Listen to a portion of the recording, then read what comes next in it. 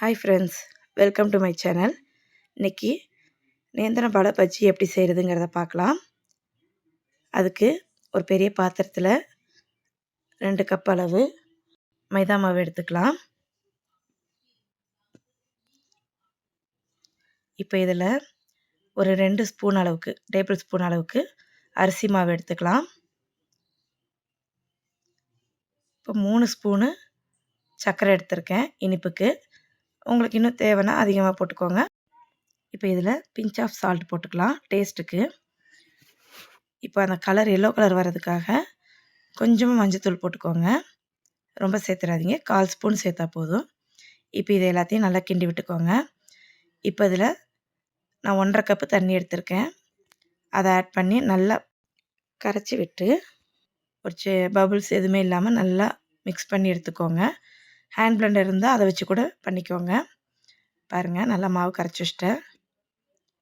இப்போது 2 நல்லா கனிஞ்ச பழமாக எடுத்துக்கோங்க. இந்த தோல் கருப்பாக இருக்கிற பழமாக எடுத்துக்கோங்க, அதுதான் டேஸ்ட்டாக இருக்கும். இப்போ இதை நம்ம தோலெல்லாம் கட் பண்ணி சின்ன சின்ன ஸ்லைஸாக போட்டு எடுத்துக்கலாம்.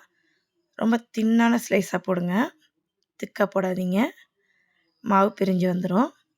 நல்லா மெலிசான ஸ்லைஸாக எடுத்துக்கோங்க, அப்போ தான் மாவு அதில் நல்லா ஒட்டியிருக்கும். பாருங்கள், இந்த மாதிரி சின்ன சின்ன ஸ்லைஸ் போட்டுக்கோங்க. இப்போது இதை பொரிச்சு எடுக்கிறதுக்கு ஒரு வடைச்சட்டி அடித்து அதில் எண்ணெய் ஊற்றிக்கலாம். இப்போ இந்த எண்ணெய் நல்லா காஞ்ச உடனே ஒவ்வொரு பழமாக எடுத்து அந்த மாவில் நல்லா டிப் பண்ணி போட்டு எடுத்துக்கோங்க.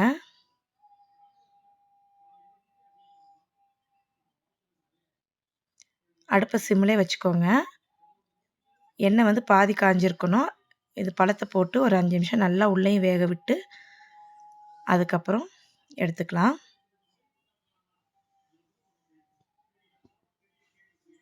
பாருங்கள், சுவையான பழ பஜ்ஜி ரெடி.